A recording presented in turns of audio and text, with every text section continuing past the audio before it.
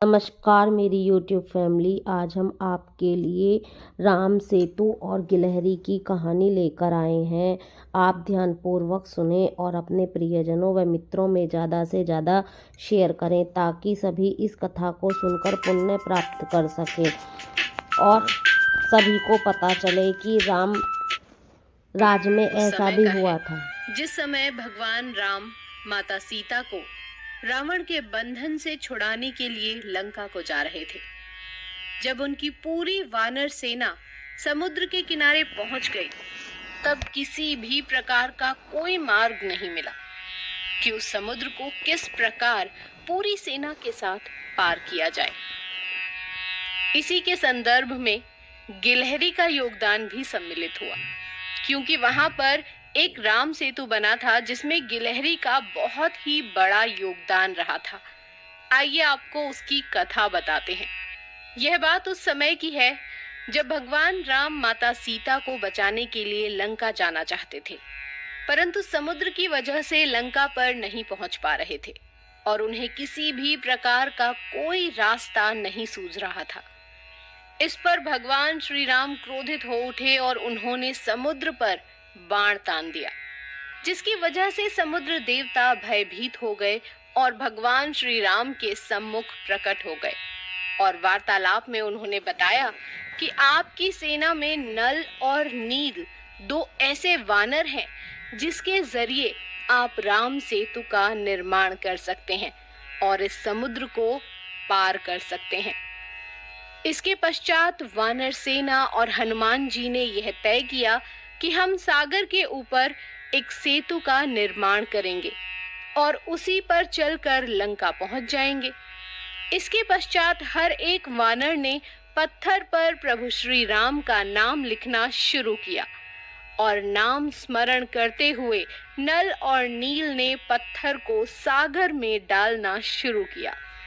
जैसे ही प्रभु का नाम लिखकर पत्थर डालने लगे तो पत्थर भी पानी में तैरने लगे और कुछ ही दिनों में राम सेतु बनकर तैयार हो गया। जिस समय राम सेतु बनाने में सभी वानर व्यस्त थे, उसी समय एक छोटी सी गिलहरी ने उन सभी को पुल बनाते हुए देखा था।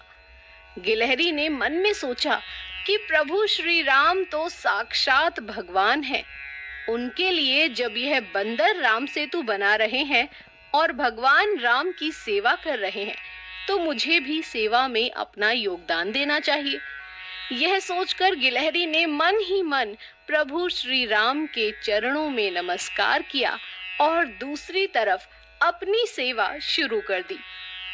समुद्र तट के पास रेत का बहुत बड़ा ढेर था। जिस प्रकार की गिलहरी की क्षमता थी, उसका वह पूरा उपयोग कर रही थी और उपयोग करके श्री राम के कार्य में लग गई। ऐसा देखकर वानरों को बहुत ही ज्यादा आश्चर्य हुआ। एक वानर ने गिलहरी से कहा, अरे तुम बहुत ही छोटी हो और एक एक कण रेत लाकर समुद्र में डाल रही हो, क्या तुम्हारे ऐसा करने से पुल का निर्माण हो जाएगा? तब गिलहरी ने जवाब दिया कि भैया, मैं भले ही बड़े पत्थर नहीं उठा सकती हूँ, आप लोगों जैसी सेवा तो नहीं कर सकती हूँ, पर जितनी श्री राम ने मुझे क्षमता दी है उतनी सेवा तो कर ही सकती हूँ। भले ही यह सेवा छोटी हो, परंतु श्री राम की सेवा तो हो रही है, इसलिए आप मुझे यह सेवा करने दीजिए। ऐसा कहने के पश्चात गिलहरी दोबारा से रेत लेकर सागर में डालने की सेवा करने लगी। तब किसी ने बहुत ही प्रेम से उसकी तरफ देखा। जी हाँ, वह श्री राम प्रभु ही थे। जैसे ही श्री राम ने गिलहरी को देखा, उन्होंने गिलहरी को अपने हाथों में उठा लिया।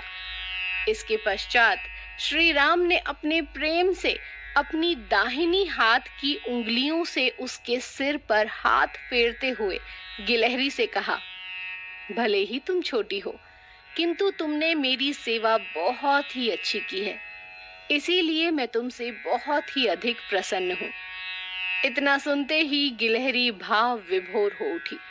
उस समय गिलहरी की पीठ पर भगवान की उंगलियों के निशान प्रकट हो गए थे, जिसकी वजह से आज तक गिलहरी की पीठ पर धारियों के निशान दिखाई देते हैं।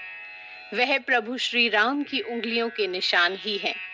इसके पश्चात प्रभु श्री राम ने गिलहरी से कहा, जो भी तुम्हारी जैसी सेवा करेगा उस पर हमेशा मेरी कृपा बनी रहेगी, उसे किसी भी प्रकार की कमी नहीं आएगी। गिलहरी के इस प्रयास का यह असर हुआ दोस्तों कि बड़े पत्थरों के बीच जो जगह खाली रह गई थी, छोटे छोटे कंकड़ों ने उन दरारों को भरकर सेतु को मजबूती प्रदान की थी। रामायण के बीच से निकले इस प्रसंग पर कुछ लोग सहसा ही भरोसा नहीं करते। गिलहरी जैसे जीवों के बोल सकने जैसी बातों से कथा काल्पनिक लग सकती है। कई लोग इसे असत्य भी बताते हैं। इसके बावजूद कहानी का एक मर्म है जो बिल्कुल सच है। यह मर्म है कि संकट काल में जितना भी हो सके, जैसा सामर्थ्य हो, उसके अनुसार समाज के काम आना चाहिए। जरूरी नहीं कि सभी वीर हनुमान की तरह बली हों या अंगद की तरह सामर्थ्यवान। इसे ऐसे समझें कि हर कोई धनाढ्य नहीं हो सकता, लेकिन अपनी स्थिति के अनुसार सहयोग तो कर ही सकता है, चाहे धन से या फिर श्रम से। तो दोस्तों, ये थी राम सेतु में गिलहरी के योगदान की कहानी। आपको रामायण का यह छोटा सा प्रसंग अगर पसंद आया हो तो वीडियो को लाइक कीजिएगा, शेयर कीजिएगा और हमारे चैनल को सब्सक्राइब करना बिल्कुल मत भूलिएगा। आपसे फिर मुलाकात होगी ऐसी ही एक नई वीडियो के साथ। तब तक के लिए धन्यवाद।